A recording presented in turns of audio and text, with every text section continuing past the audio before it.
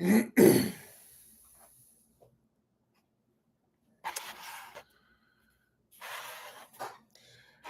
hey folks, this is Robert Sims with Embodied Resilience, and today is my first live stream, so hopefully it goes well. So what am I going to talk about? Well, I guess today I'm going to talk a little bit about what embodied resilience is. So we are a health and wellness clinic that is located in London, Ontario, Canada.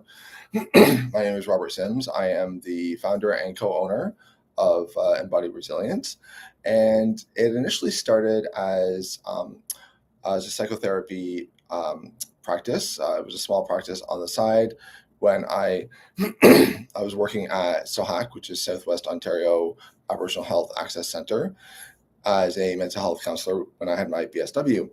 And when I got into my master's, I wasn't able to continue working there and do the master's because it was full time. So when I left, I had some clients who wanted to continue to work with me. So I opened up my practice on the side, very small. I did my master's, continued with my practice kind of on the side, very small. And then eventually I worked at a couple of different organizations while kind of working small-time, part-time on the side. In May of 2023, I decided to go kind of full-time into my private practice. It was called Robert Sims Counseling at that time. And I did that. About a year later, I decided to take on some students, and then I brought on an associate. So it was a group practice, very small, but it was a group practice. And then I had, so I did that for a while. And I've always had the dream of wanting to do a clinic that had both mental and physical health together, because I'm Indigenous, I'm 18 on status. And we've always known that the physical and mental are together. That's been a part of Indigenous cultures for millennia. And so for me, I wanted to have both, but you obviously need to have some capital for that. And so a friend of mine believed in kind of the mission, and was willing to kind of jump on as a co-owner. So now Embodied Resilience is co-owned by myself and my business development partner. I do the day-to-day running. He provided capital and helps with the business side of things. And so we have psychotherapy, child news psychotherapy. We have a child news psychotherapist, Leyland, who is absolutely fantastic. We have Fizza, who used to be a student, who is now with us full-time. She's virtual. And we have a student, Tara, who is absolutely fantastic.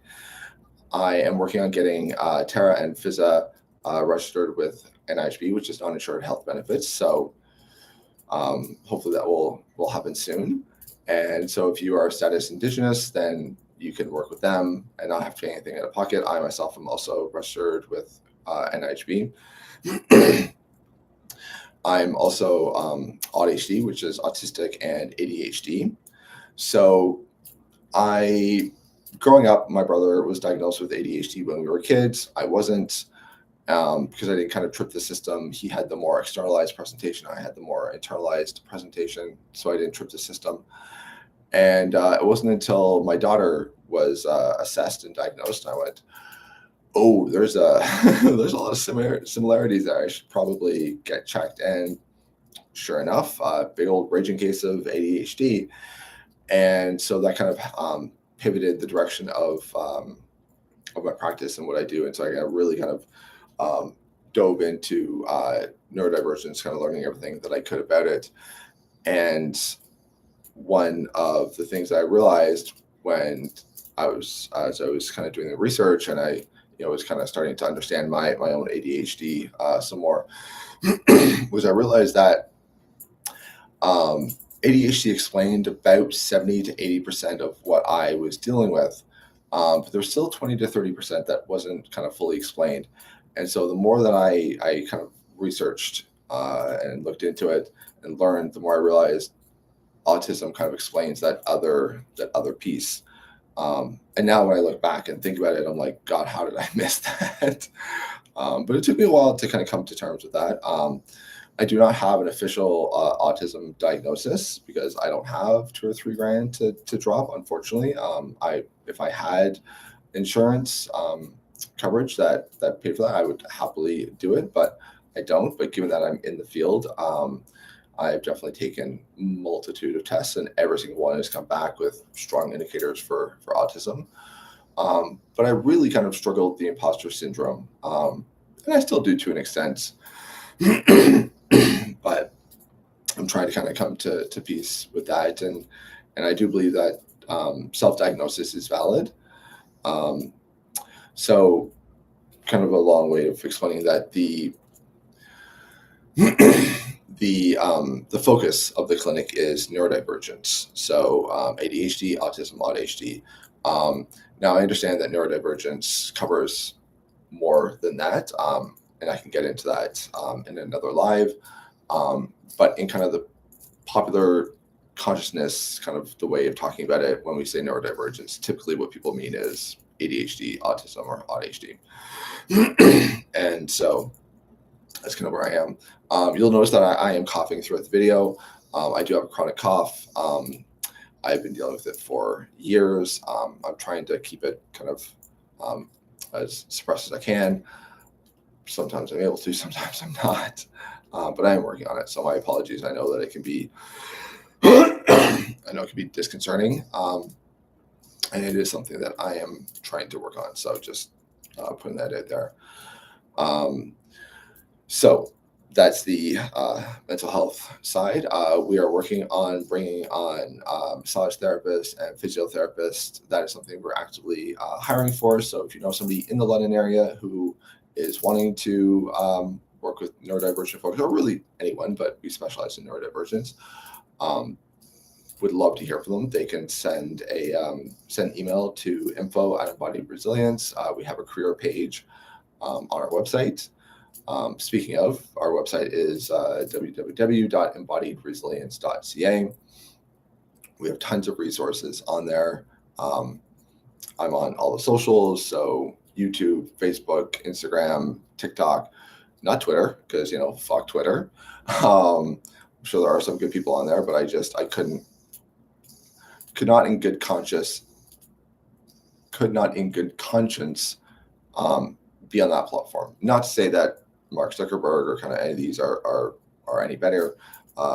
They're not, but that's just a choice that I've made for myself. So I will be doing these weekly. If you have any ideas of topics you'd like me to talk about or questions, you can hop on and kind of just put it in the chat here, or you can just send me messages through Instagram or through Facebook or email or through the website. There's lots of ways to get a hold of me. So I don't know if I can take you on a little bit of a tour. I'll have to figure out the logistics of that. I was hoping to do this on Instagram and TikTok, but unfortunately I do not currently have enough followers. So that's why I'm doing YouTube. So we will see kind of how things go. I understand that it takes time to build an audience, but I just wanted to come on here and introduce myself and who I am, and kind of what I'm about. So, because the first one, it's probably going to be on the the shorter end, but that's kind of where I am. What you can see is my office behind me. So right there, that is my emotion pillow, which I absolutely love. Here are a bunch of my books. That is a teddy bear that I got from my school, actually. It has a little thing that says, "All this hassle for a tassel," which I thought was pretty cute. The little sheep thing there is actually from my daughter. She made that for me. And up in the top here are a bunch of fidgets. And over here is a poem that my wife wrote for me when we were dating. I absolutely love it. Obviously, there is my my diploma, my degree from Western, well, King's, where I did my master's. I originally did my bachelor's of social work at TMU, so formerly Ryerson University back when it was Ryerson. It is now TMU, which is Toronto Metropolitan University, which I'm not a fan of the name, but it is what it is. I did that. I graduated from there back in 2010. I worked in the field for about a decade before I went back to school. I have, say, almost 20 years of social work experience in various fields. I've worked lots of different places, lived in Toronto for a number of years. I've moved over 50 something times in my life. Yeah, I do workshops, presentations, lunch and learns, things like that. So if you're wanting somebody to talk about mental health or neurodivergence, love to come and give a presentation. Speaking of which, I'm actually going to be going to give a presentation at 2:00 at a place. So I'm looking forward to that. So I think that's about it for now.